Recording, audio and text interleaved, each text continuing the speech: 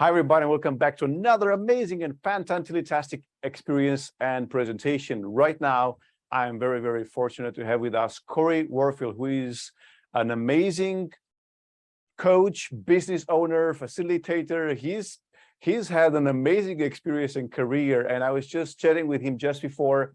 He is, if I can say that, a waiter slash bartender turned software founder and creator, and then turned so many other things along the way, turned coach, a business coach, and many other things. He started, like I said, working with companies like bars and restaurants, but then he actually started his first tech company in 2016, which was a business-to-business SaaS, which for those of you who don't know what SaaS is software as a service company, which was a crash course, as he said it, a crash course in fundraising, marketing, sales, branding, and HR, which is pretty much what most coaches would need in order to get the ball rolling after when they want to create more business for themselves. Ever since he started this, he used his unique skill sets to help launch several other companies, and currently is building his established successful growth coaching into the metaverse with Coryconnects. He is a global general manager at Formation, an NFT minting engine and data privacy on the blockchain with great tokenomics, and also global thought leader at the Global AI Hub, and also selectively working with ambitious clients on one-on-one to grow them into LinkedIn influencers. And he's doing so by using the same strategies that grew his own following on LinkedIn, at over 450,000 people following him on LinkedIn, nearing 100 million views. I said that again, over 100 million views on LinkedIn in a relatively short amount of time. He also has a podcast, which is Coryconnects, which is available everywhere you can find a podcast. You'll find his podcast there. So everybody, let's say welcome to Cory. Thank you so much for taking the time and saying yes to our invitation, Cory. Oh, my absolute pleasure. Thanks for having me. I am so thrilled because you got LinkedIn down to a T, and the title of your presentation is how to use LinkedIn to get more coaching clients. And so please take it away. I'll shut up. I'm taking my notes. Well, thank you. Feel free to interrupt me at any point. Help keep the bumpers on, and keep me relevant. But I'll just kind of go into my background. I spent 15 years working in restaurants, as you mentioned, and I started my first company 6 years ago to help make the scheduling of staff more predictable and more fair in the restaurant industry. And so we used some machine learning, and we ended up touching the compliance side of things as well, and help restaurant groups nationally, and some outside of the country as well, but stay compliant with labor laws. And so that was a crash course. We raised about $800K. We scaled to some national brands. Hired about 20 people for an early stage startup. Was a pretty big team, and so I cut my teeth there, and I learned a lot of lessons. Learned a couple things to do. For me, the biggest one there was LinkedIn, and I learned a lot of things not to do, which I now use my platform and soapbox on LinkedIn to talk about often, in hopes of helping people kind of avoid some of those pitfalls. But what really did help me not only scale the company, raise capital, and go on to some pretty cool, director roles in software, and some different executive positions that I've held, has all come to me inbound through LinkedIn. And I found out how to go viral on LinkedIn, and I had some of the top voices and top influencers on the entire planet reach out to me, kind of confused, and say, Cory, you're going viral on the platform, and you seem like a very nice guy, and you seem to be, at least intelligent, but we have no clue what you do, right? And at the time, my headline said, waiter turned entrepreneur, CEO at Shedwell, and things like that. And I realized in retrospect, it was probably relatively difficult to discern what I did, because there was no strong call to action, which is fine. I don't like to be sold to, and I don't inherently like sales, although I've now had, success to the tune of 7-figure, sales, primarily through LinkedIn. But so I really realized that going viral on social media isn't enough. And I had read Gabriel Weinberg's book Traction, and that got me to realize social media was my channel. And I tested them all and I realized that LinkedIn was my channel. So that's why I really doubled down on how to take advantage of the algorithm, how to go viral on the platform. And it was the missing piece where now I found out the platform I should be on. I found out how to go viral there, but I wasn't fully positioned. And so once I learned how to fully position myself there, within the first 1 hour, I was getting qualified, vetted inbound sales leads. And that's been a couple of years now, and it's never stopped. And what I realized is everybody's on LinkedIn to sell something, period. Everyone is there to either sell themselves as an employer, an employee, or they're selling a book, selling a course, selling a widget. You know, if you're watching this and you're a coach, you're there to sell your coaching, right, and get more clients. So I realized everybody's there to sell something. That's not true on Instagram or Twitter or Facebook or any of the other platforms. But I also realized that LinkedIn is the only social media site that's inherently stressful to be on. Well, why is that? Everybody's there to sell something, right? Everybody is there because they need more clients, they need more work, they need more employees. And so when you're in a stressful environment like LinkedIn, and you're surrounded by every other person also needing to make a sale, right? Whether it's to hit their quota or whatever it might be, you're really in this red ocean, right? It's this really strange dichotomy where you have almost 1 billion professionals from around the world that are all fighting over the same couple prizes, right? And all trying to do things the exact same way. And frankly, that way doesn't work for any of them. So I said, well, how do I position myself differently? I already had figured out the algorithm and how to go viral, which is what I teach my coaching clients. And so I realized, well, wait, why do I do everything that everybody else is doing? Why does my headline try to resonate only with my prospects? Why does my content talk pretty much exclusively about time management and software development cycles and sales cycles? And right, I'm showing up just like everybody else. I'm trying to sell my software and I'm trying to convince people that I'm a great entrepreneur and someone they would want to do business with and invest in. And nobody cares, right? Like no one goes to LinkedIn to learn anything.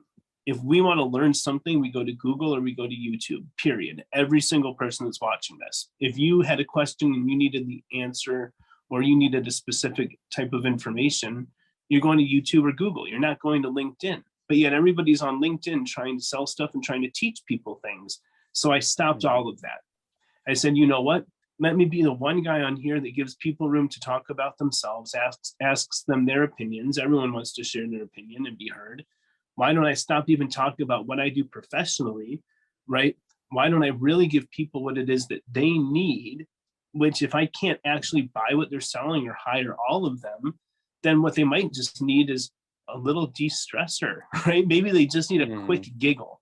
Maybe they just need a quick smile. Maybe that's all they need to ace their next interview or to rock their next sales call. So I switched up my entire presentation. I said, let me tell my audience what I do, not in my content like everybody else is doing, but, and this is not rocket science, but nobody's doing it, in my profile, right? Everybody else's LinkedIn profile, their headline says their title. Nobody cares. Nobody's on there looking for the creative design strategist at acme.com. Nobody sees CEO at a company they've never heard of and is impressed by that. There's 1 million CEOs on LinkedIn of companies that aren't even real companies. If you don't have an executive board of directors, stakeholders, managers, directors, employees, personnel, HR of a company, then you're not a CEO. You can't just call yourself CEO, but so many people's titles are, headlines even are CEO at a company you've never heard of.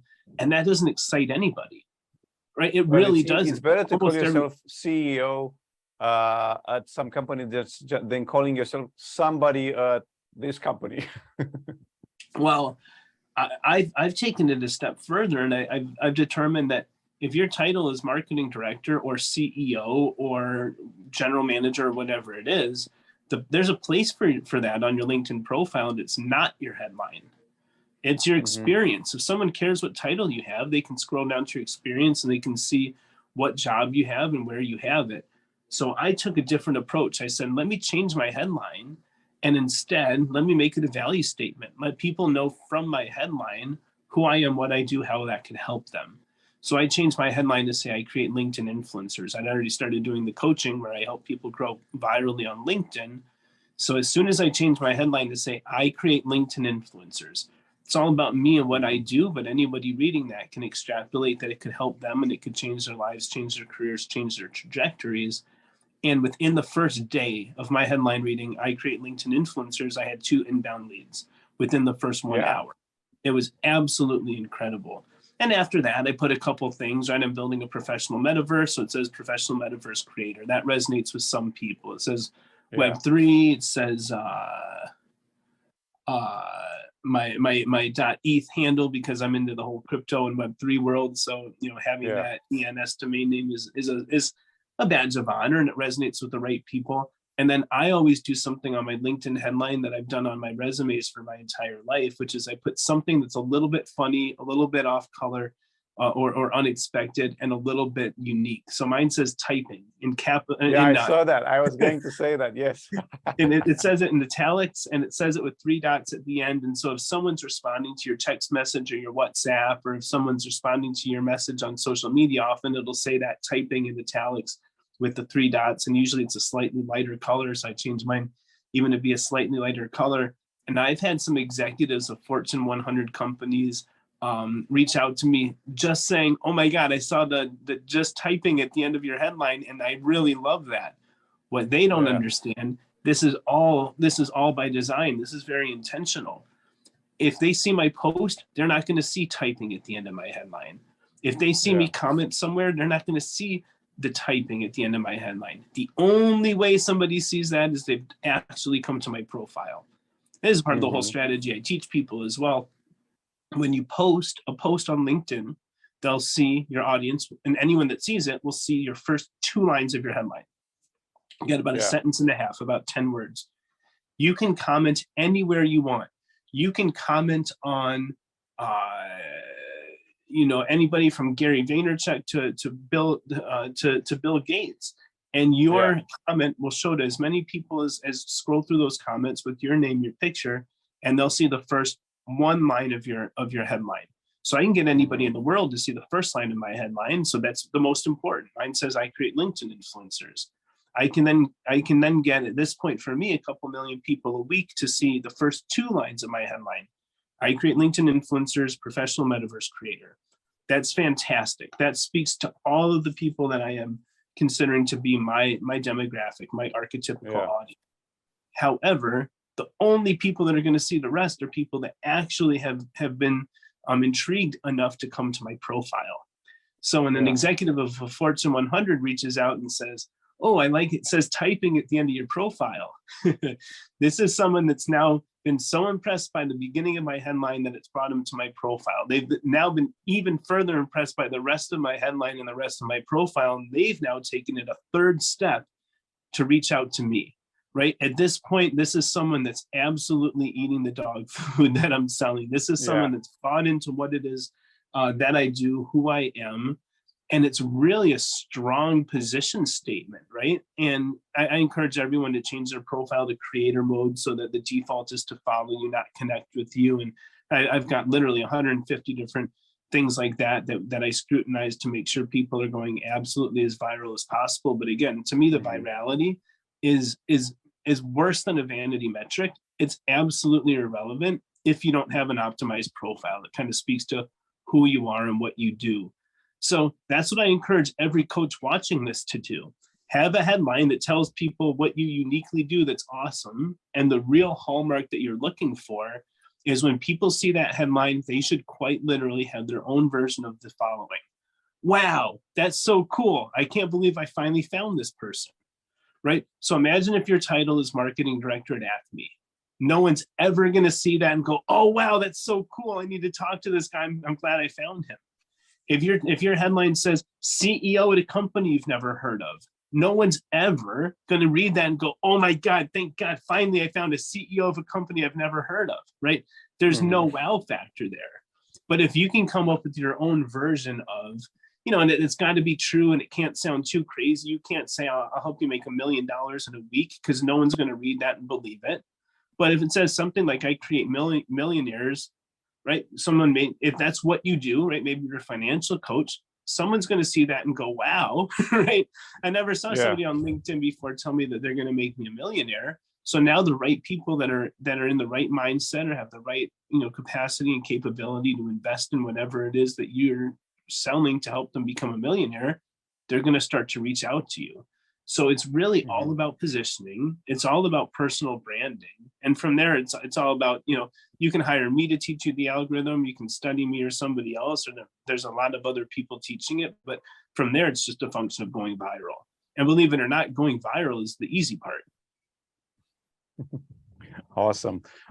So I like it so much. I've already looked at some of the things on your profile, and I already got some ideas how I would like to play with my own profile and modify it. So thank you for the tips.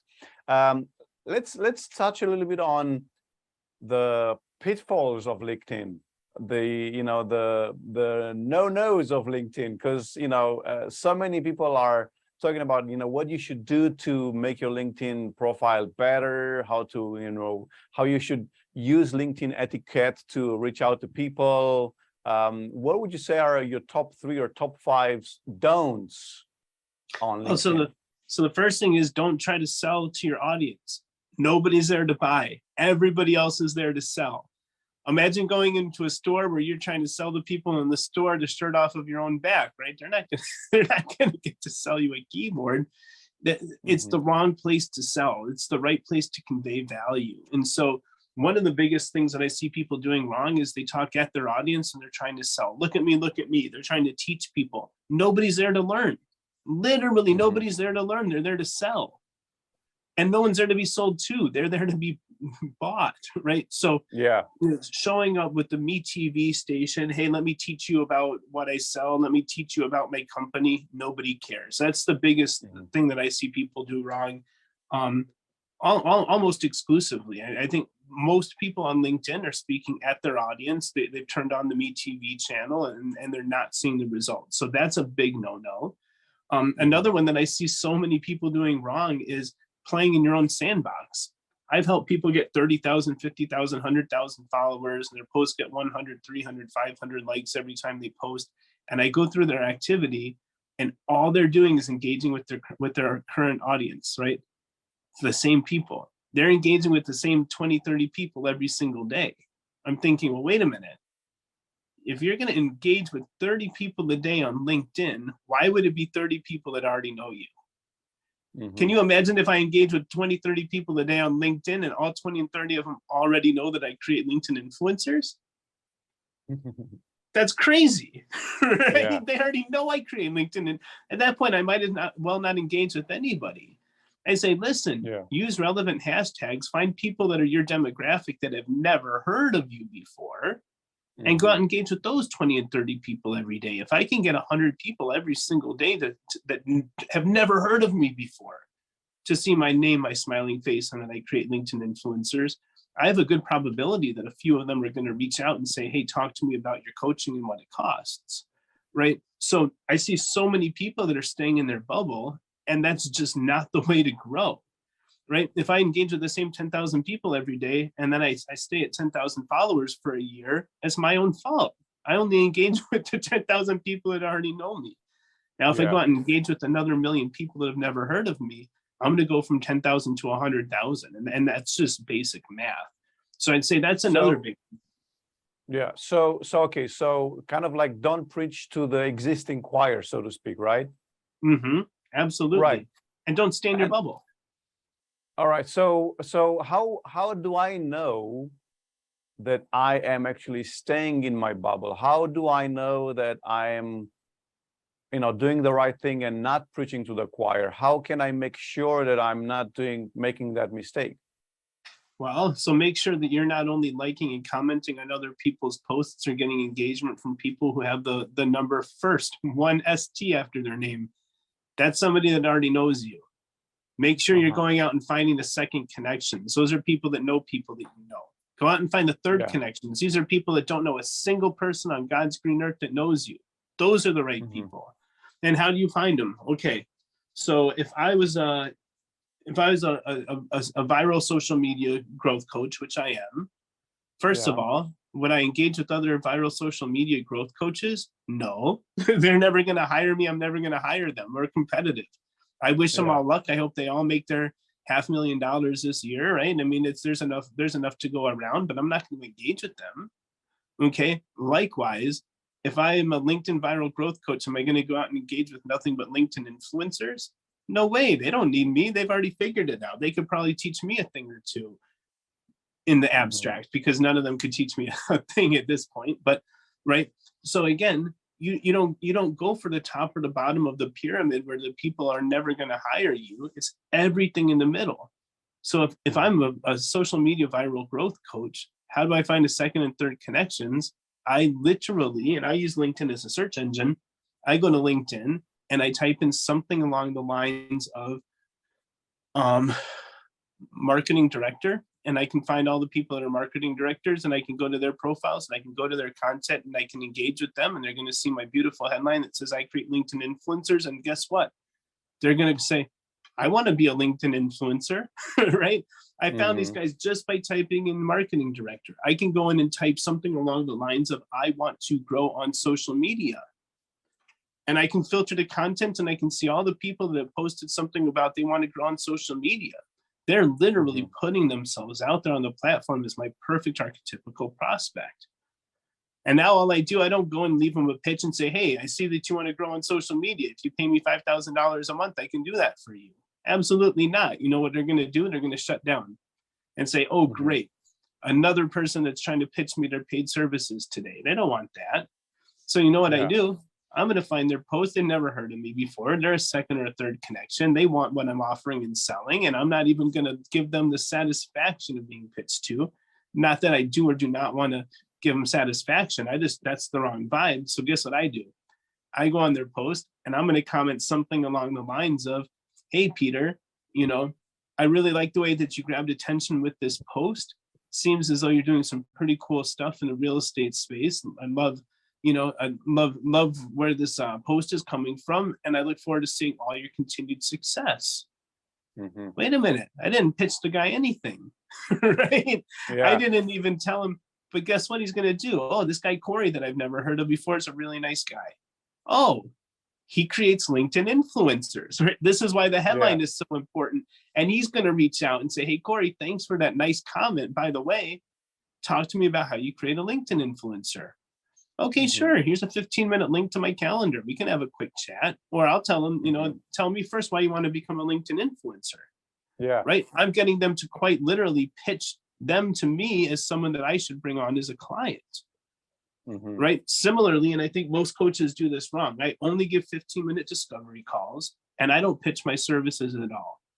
I know that if someone's taking 15 minutes of my busy schedule and their busy schedule to talk to me, and they've seen that I create LinkedIn influencers, they've seen I have 450,000 followers. They've seen that my posts get 1,000, 10,000, 100,000 likes on them, right? I assume all this and I treat them like they're smart enough to know why they're there. I take my entire 15-minute call and I have them tell me about themselves, right? That's it. If I can get them to talk for 15 minutes, that's great. You know what I do at the end of 15 minutes? I say, you know what? I've got someone in my waiting room, but it was great to meet you. And I hang up on them. They go, oh my God, this guy's a paid coach. Why didn't he pitch me? Right? Yeah. The psychology there, it's the anti-sale. Now, more than likely what happens is I get them to talk for at least 10 minutes. Tell me all about themselves, because invariably they're going to teach me how being a LinkedIn influencer can make them more money. So they're already doing my selling for me. So I get them to talk for at least the 10 minutes, and my entire sales pitch at the end is this. I said, well, great. Sounds like you're doing some amazing things. I can totally see how LinkedIn can help take you to the next level. I'm sure that you know what I do, creating LinkedIn influencers. And if you ever know of anybody investing in their growth, I'm happy to take an intro. That's it. Not, I might be for you, not I'm $5,000, send me a PayPal, not there's no pitch. I'm telling them, yeah, of course what I do can make your life way better. But if you ever know anybody that wants to hire me, you can tell them about me. That's it. Yeah. And they always tell me, no, I'm the one. no. Yeah. Right? It's amazing. I let them come up with they get to be excited that they had the idea to hire me. It's the right vibe to start any professional relationship with. And so, that's my entire prospecting is I have a headline that gets the right people to my profile. From there, I have it accurately description enough that they know what I do and about what I cost by the time they get on the call. I do an anti-sale on the call. And frankly, I'm taking anywhere from 3 to 5 inbound calls every single day. Can you in a nutshell, can you explain what is an anti-sale? Because I'm sure some people would, not be very familiar with the term. With the what? What sale? Anti-sale. You said I'm making an anti-sale. Absolutely. So anti is just a prefix that means opposite or against, right? So the antibody or antigen or antithesis. So the anti-sale is you can make more sales by not trying to sell anything, right? So for me, it's there's no sales process. All there is a very clearly articulated value prop, which I don't even need to say. My headline said everything I needed to say, right? So by the time they're on the call, they're there because they want to hire me, and I don't even give them the opportunity. I'm quite literally making them convince me that I should let them pay me $5,000. And frankly, I'm doing an alignment check and an energy check. I only work with people that I like, that I care to turn into influencers, right? If there's somebody that seems like a very selfish person or a very maybe racist person, something like this, they don't seem to treat women the same way that they treat men, I'm not going to help them. And I don't care if they want to double my fee.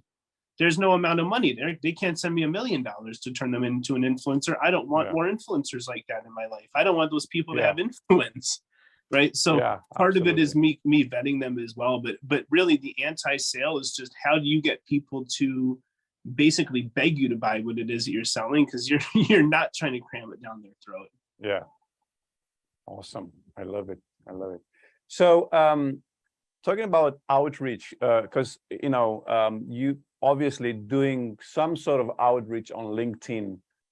Are there like some sort of a best way of doing or not doing outreach on LinkedIn? How is that going? So I do zero outreach. I do nothing outbound, and I never have. I let my profile do all of that for me. And the way that I explain it to people is, and I believe that this is verifiable, LinkedIn is a 24/7, 365 global professional networking event that is free. And the most amazing thing about it is you don't have to be there to get the networking, right? I'm sorry, go ahead. I can spend 5 minutes a day putting a post on LinkedIn, and that gets me all of my inbound leads, right? All I need to do is go through my inbox a couple times a day and find the people. And frankly, if someone reaches out to me and they say they want to hire me, the first thing I do is I look how long they've been at their job, what their title is, and I determine if they can afford me. Okay. What I was asking about when I was saying about the outreach, I was thinking more in terms of you're saying, like, for instance, you're looking at a second and third degree of connection, so to speak, right? So you say, for instance, I found this person who, it seems to be interesting, and I make a comment on their profile page. So the question coming, when we're talking about the outreach is like, hey, you're basically commenting on their post or on their profile, and then you're just kind of like allowing them or having them initiate communication with you, or how do you do that? Yeah, that's it. It's literally just my headline. All I'm doing is getting my headline in front of them, and it's always by commenting on their post. So that's all I do is I find their post and I just comment on it, something nice, nothing to do with me, and they see my headline. Really, my headline does all of my prospecting, all of my introductions, everything that I have comes to me inbound by virtue of me getting my headline in front of the right people in the right places. So you're right, that is the outreach, is getting that headline in front of them, but that's quite literally all I do. I get it. Right. So you're not actually reaching them or sending them like a personal message. You're actually just commenting on their posts and then kind of let them come to you, so to speak. Yeah. All right. Got it. Got it. All right. Awesome. Awesome. So, you know, you're talking about, you know, reaching, or more like not reaching out to people, so to speak, but, you know, getting in contact, getting in touch with them by commenting on their posts, by, you know, reaching out and letting them know that you are there, so you can work with them, connect with them if they're interested in doing so. So that being said, how often or how much time do you take to make this whole thing happen? So I used to be, and I was somewhat famous for this, I used to be active on LinkedIn for about 20 hours every single day. I would set an alarm. I would wake up 4 times during the night for my 4 hours of sleep. I would wake up every hour to make sure that I engaged with anything that was coming to me inbound, and to do a little bit of light prospecting. So to engage with people that I thought were good prospects around the world and just leaving them the comment like I told you. I spent so much time on LinkedIn that the company reached out to me several times. They wanted to see if I was using automation software. They wanted to check on my mental health, right, to make sure that I was okay being on the platform so much. And that's how I somewhat built my foundation. But now I tell my clients, you don't need to do that. I did that for a year, so none of them ever have to do it again. It's not necessary. At this point, I'm spending maybe an hour a day on the platform total, all in.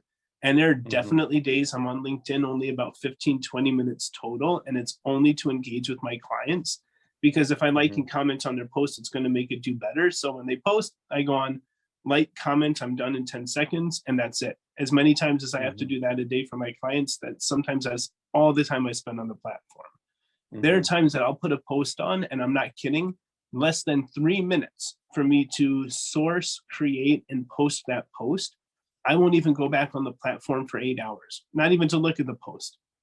So there are days I'm spending less than half an hour on the platform. I'm probably somewhere between half an hour and an hour every day on the platform. And that's all I tell my clients they need as well. 1 hour a day on LinkedIn can get you to grow virally and get you inbound leads. From there, if people want to spend more time, because they want even more leads. You know, I have people that all they need to do is get people to their website. They're going to convert a certain percentage of them, and they're going to make a certain amount of dollars from each one.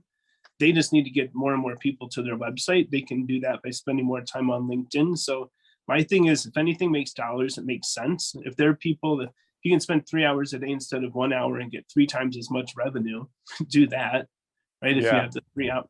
But at the same time, it should not be a second full-time job. And I tell people, when you're using LinkedIn, you don't work for LinkedIn, right? LinkedIn isn't paying you to be on there. You can make money by being on there, but LinkedIn's not writing you a check.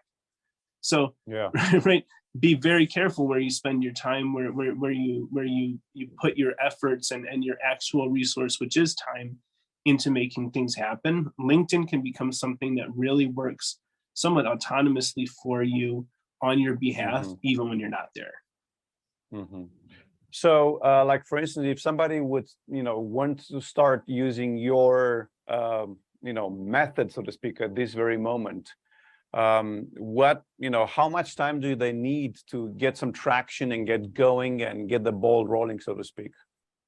I mean, really, I would say people that really want to take this seriously can go into my profile and study it for a couple of hours, really scroll through it, see what I was doing 2 months ago, 10 months ago, see when my post got 100,000 likes, what's different between that and the ones that get 10,000 likes, what's different between the ones that get 1,000 likes. Now, some of it people wouldn't be able to tell, because a lot of it is what time of day do you post, who engages on it first, and they cannot see that. But really just studying what I do, people could really get a pretty good concept of what to do. And again, only an hour a day is all people would need. Once they have their idea of what they want to do, an hour a day is all it would take anybody.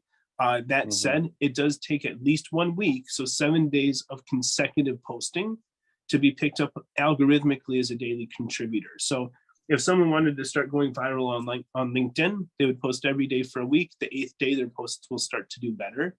So that's kind of, as far as a daily commitment, an hour a day will yield some pretty significant results if they're spending that hour wisely. So, and then on the other side of that is if they want to start to go viral, it will take 8 days of posting 7 days in a row. And how many times per day should you post? That's a good question. I post usually once a day, sometimes twice a day. I have a couple good friends. One has 1 million followers, one has 5 million followers, and they swear to me I should be posting 20 times a day. They both post 20 times a day. They say as soon as they started posting 20 times a day, they started getting thousands of followers a day. It's on the one hand, most people with less followers than me look at my follower account and go, wow, how did you get so many followers? People like them look at my follower account and they go, why is your follower account so low? Right? Like literally they're telling me like, Cory, how do you not have 1 million followers? You go viral every day. Everybody knows you. Everybody loves you. You're a top influencer here. Why don't you have 1 million followers? You need to post 20 times a day so you can have 1 million followers in a month or two. They spend a lot more time on the platform than I do, right? For me, it's I'm traveling the world. I'm going to different continents and hemispheres every month. I'm actively going out and meeting people that support me in more ways than one. I have, and when people hear this, it sounds crazy. I have 10 startups right now that I'm a founder of, executive of. A couple of them are scaling quickly. A couple of them are vetting investment. So I don't have the time to post 20 times a day, and I will never in a million years hire somebody to run my social media, especially my LinkedIn, because then it becomes disingenuous. I can't have people that think they love Cory Warfield and it turns out it's my executive assistant or something like that. That's just the wrong vibe when you get to doing business, or, I like to do a lot of live videos and videos of myself. And it's just, you can't fake the funk on that, right? You've got to just show up authentically. And so how many times? As many times as someone really has the time and capacity for. My only stipulation there is some people, like I'm connected to some of the founders of some of the multi-billion-dollar companies, and they all know me and love me. If I posted 20 times a day, they might get sick of me. They might disconnect from me. I can't risk that, right? Yeah, some of these people represent $1 million sale to me at some point.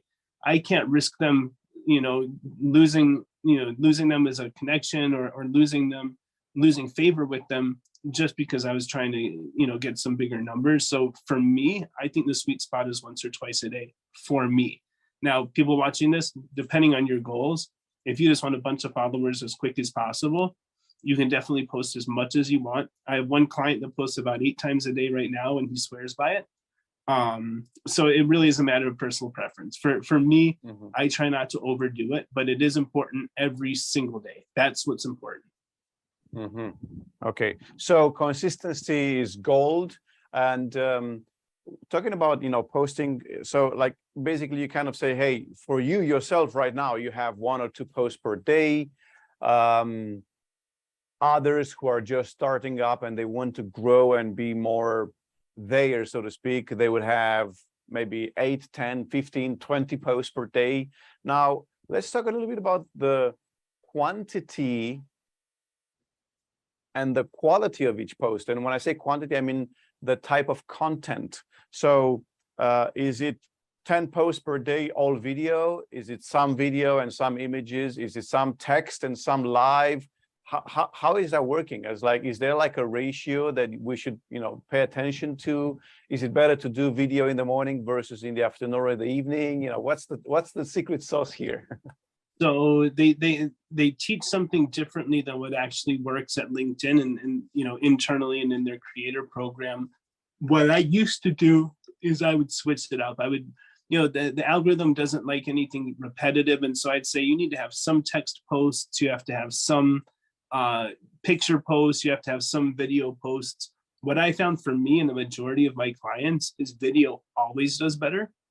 So at this point, I almost always have videos. My only recent posts lately that have not done well have been pictures. My clients as well. If I see a client of mine put a picture up, it hurts me because I know it's not going to do so good. And I cannot guarantee the results for anyone, including myself, without video. So at this point, I'm pretty much 100% video.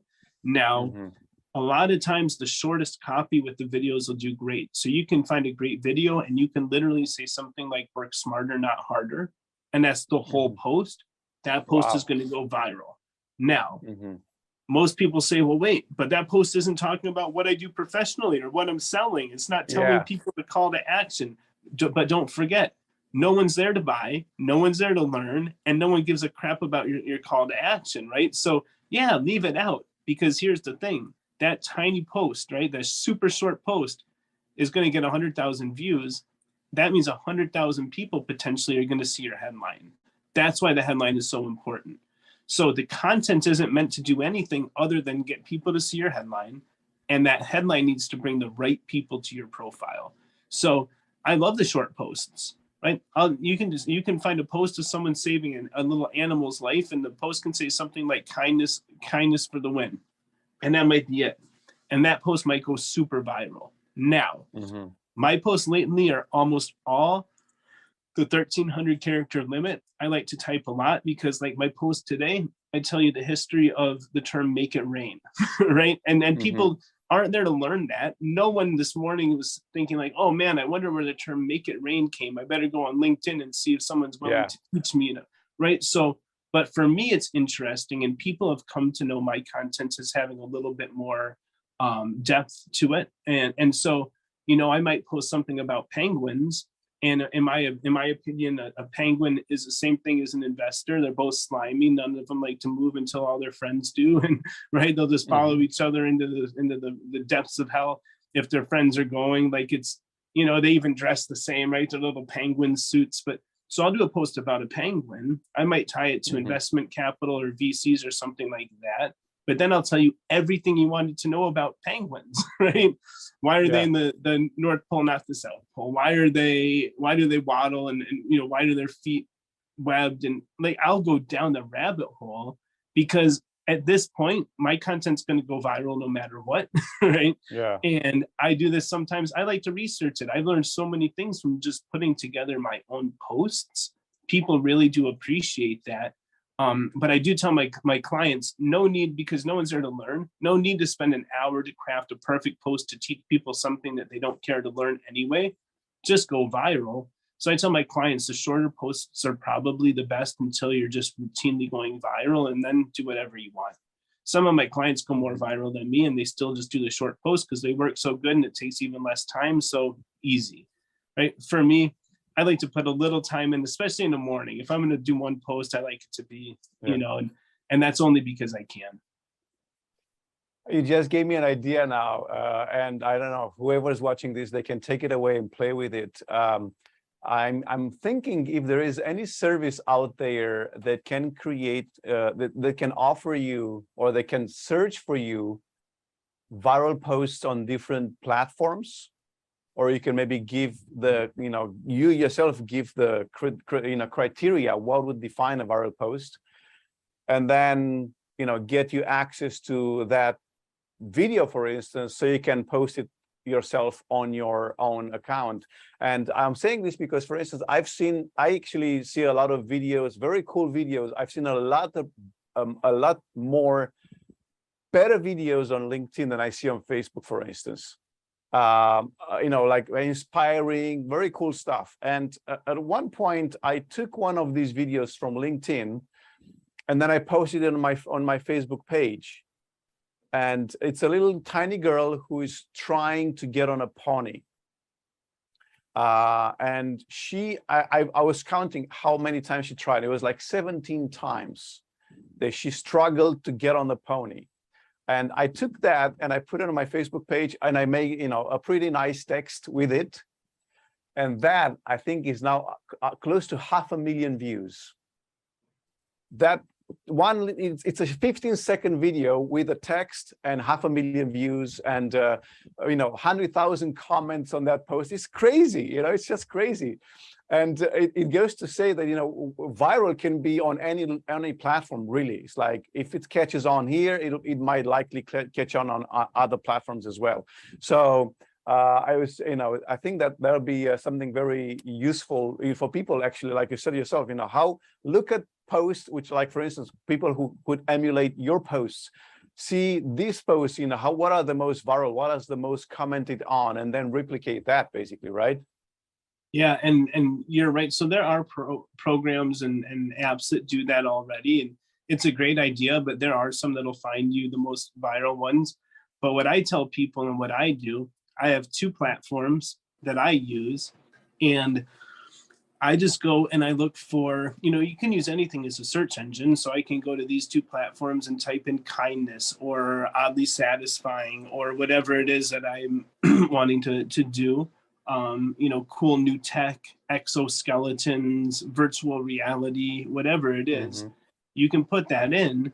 And then what I do, I look for the accounts with millions of followers and I look for their videos on those accounts that have hundreds of thousands of likes or shares. And I just pull those. They're all public domain. They're all open source from the platforms that I use. So I just pull those videos. That's what I use for my LinkedIn. And then I do my own content and my own text and stuff about them because they've already been proven viral, right? Yeah. I don't want to find stuff that I think will go viral. I want to find stuff that I know has gone viral. Exactly. Right. And then I'm usually the one that introduces that to LinkedIn. I try not to do anything I've seen on LinkedIn. I don't like to be redundant. I'm not doing any of this just for vanity. So, I like to be kind of original and at the bleeding edge, but that's exactly the right technique. So yeah, find your what resonates with you, find those that have gone viral elsewhere and boom, put that on LinkedIn and you're literally on your way to going viral. All right. So I was on the money with that idea. All right. Oh yeah, it was a great one. Well, kudos to me. Absolutely. Yeah, there you go. That's it. Awesome, man. Awesome. All right. So, all right. What other things you should not do if you want to grow on LinkedIn? Let's see. What other things would not be good, would actually be detrimental? Yep. Don't post on other people's stuff with any links to your stuff or selling them in your comments. That makes you look terrible. Don't message people that you don't know with the sales pitch. Hey, I have a development team in India. No one's on LinkedIn because they can't find a development team in India. Anybody on LinkedIn can find 20 development teams in India in 5 minutes, right? We all get messages every day in comments. Hey, I'm on Fiverr. Look at my Fiverr link. Buddy, first of all, the caliber of work that I do for me, I probably will never find somebody on Fiverr. Secondly, I can do anything someone on Fiverr can do. And third of all, I wasn't looking for you, right? But if you really have a superpower that can help people, make your profile speak to that, make your headline speak to that, start engaging with my posts and I'll see it. And maybe I end up going to your profile, see that you're an amazing graphic designer, and then see I can hire you on Fiverr. And then maybe you'll actually get some sales. So I think just stop pitching in DMs, stop pitching in comments, stop pitching. People will find my email on my LinkedIn and they'll send me an email and they'll say, I'm sure your direct messages on LinkedIn get buried. So I sent you an email. I have a development shop in India. And I'm like, I'm not going to do it, right? The fact that you took it off of LinkedIn doesn't make you look that much more ambitious or intelligent. You have a higher likelihood that I'm going to see it, but you have just exactly the same likelihood that it's going to piss me off if it's a cold pitch. So I'd say just stop with the cold pitching, stop with the egos. Nobody cares, right? Thank God, I make a lot of money and I'm doing some great things and all of this. You never talk about money on social media, right? If I'm stepping out of an amazing car, or if I flew somewhere on a plane that's impressive, I'm not going to put that on my social media either because people need to be able to relate to you, right? There's no need to be braggadocious, no need to be super flashy. It's, I don't pull out my nice clothes or my nice watches, to do my LinkedIn lives. You'll see me at my garden sweating, wearing a Ralph Lauren t-shirt, like I don't care. But I think that's one thing where people get really just egotistical on LinkedIn. They think if they can show people how amazing they are on LinkedIn, it's going to get them some more business. And that's always the wrong vibe. The right vibe, let other people talk about how amazing you are on LinkedIn, right? Almost every day I have someone around the world, mostly that I don't even know, doing posts about me. I've got so many clients off of those, right? I've had strangers that accidentally make me $10,000 by doing a post about me and what I do on LinkedIn. And then I get 2 people that end up signing up for my coaching, right? So I think just showing up, being authentic, being kind and humble, not speaking at your audience, trying to teach them. All of these things are kind of best practice for LinkedIn and probably for any social media. Absolutely. Absolutely. I love it. I love it. So I mean, I have so many questions, but we are nearing the end of our presentation today. So before we go, of course, I would like to ask you, where can people get in touch with you? How can they learn from you? Do you have a course, a program, a product that they can purchase in learning how to be better with LinkedIn? So I do have a waiting list for my coaching. We are selling NFTs. They're called Cory cards. They're on snifty.io. People that buy our Cory card NFTs, that's how you'll be able to access my coaching. It's also pretty cool because you can buy an NFT. It comes with my coaching. You then sell that NFT to somebody else that's been waiting for my coaching. You can sell it even for more than you bought it for. And that way you actually can either be reimbursed for all of the coaching or even make money off of the coaching. So if people are interested in that, they can go to snifty.io. Snifty is snifty.io. It's for Salesforce NFTs. We're a partner of Salesforce. Also, our website, it's still very bare bones because we're in shadow mode, but Coryconnects.com. We also have Coryconnects on every social media. So you can follow the Coryconnects page on LinkedIn, Facebook, Instagram, Twitter, TikTok. And just following my account. I try to be as responsive as I can. I try to follow my followers back on LinkedIn. So those are all kind of the best ways. And if people want my coaching, but maybe my price point is too high, or maybe I'm not taking clients on that quarter, I have trained former clients of mine to do the coaching. So I have people around the world that do great coaching at different price points. So if people reach out to me, usually the best way actually to reach out to me is on Twitter or Instagram, because I don't get so many messages there. But for anybody listening, my name is Cory Warfield. Cory is spelled C-O-R-Y. So you can find me anywhere. Cory, C-O-R-Y. Warfield is W-A-R-F-I-E-L-D. Feel free to send me a DM, especially on Twitter or Instagram. That's where I should find them. And I'm always happy to be helpful if I can. Amazing, amazing. Wow, Cory, thank you so much for your time. Thank you so much for such an amazing amount of value and information. And I'm sure everybody who's watching this, they've lived it. Thank you again. Guys, we'll take a quick break now and then get ready for the next presentation, or we'll see you tomorrow. So in this break, make sure to put your notes together, and why not share them with us in the Facebook group.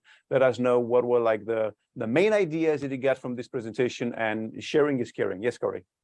On the break, also don't forget to drink some water, stretch, pet your pet if you have one, tell your spouse you love them if they're around, and make sure you always prioritize self-care in everything that you do. Absolutely. Again, thank you so much, Cory, and I'm looking forward to connecting again with you soon in the future. Likewise.